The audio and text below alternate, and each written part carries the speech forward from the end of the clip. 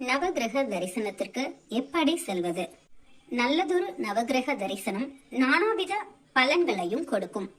நவகிரகங்கள் எழுந்தருளி அருள் பாலித்து வரும் இடங்களுக்கு எப்படி செல்வது என பார்ப்போமா? சூரியன். சூரிய பகவான் எழுந்தருளி அருள் பாலித்து வரும் இடம் சூரியனார் கோவில்.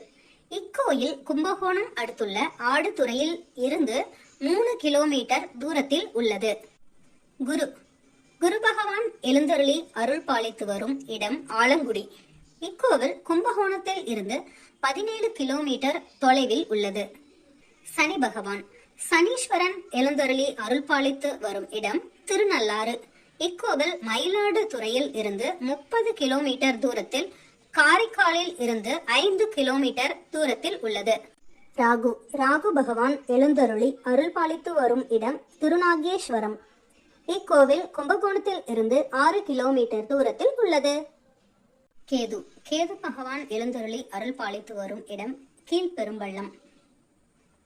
இந்த இடத்திற்கு மயிலாடுதுறை மற்றும் திங்களூரில் இருந்தும் செல்லலாம்.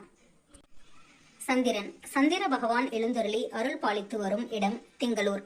இக்கோவிலுக்கு கும்பகோணத்தில் இருந்தும் திருவையாறில் இருந்தும் செல்லலாம். சுக்கிரன். சுக்கிர பகவான் எழுந்தருளி அருள் பாலித்து வரும் இடம் கஞ்சனூர்.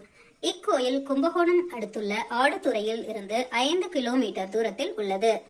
செவ்வாய். செவ்வாய் பகவான் எழுந்தருளி அருள் பாலித்து வரும் இடம் வைத்தீஸ்வரன் கோவில். இக்கோயில் மயிலாடுதுறையில் இருந்து 13 கிலோமீட்டர் தூரத்தில் உள்ளது. புதன். புதன் பகவான் எழுந்தருளி அருள் பாலித்து வரும் இடம் திருவெண்காடு. இக்கோயில் சீர்காழியில் இருந்து 15 கிலோமீட்டர் தூரத்தில் உள்ளது. அதாவது கும்பகோணம் மயிலாடுதுறையை மையமாக கொண்டுதான் இந்த நவகிரக ஸ்தலங்கள் அமைந்துள்ளன. இந்த ஸ்தலங்கள் அனைத்துக்கும் சென்று வழிபட்டால் தோஷ நிவர்த்தியும் பலாபலனும் கிடைக்கும்.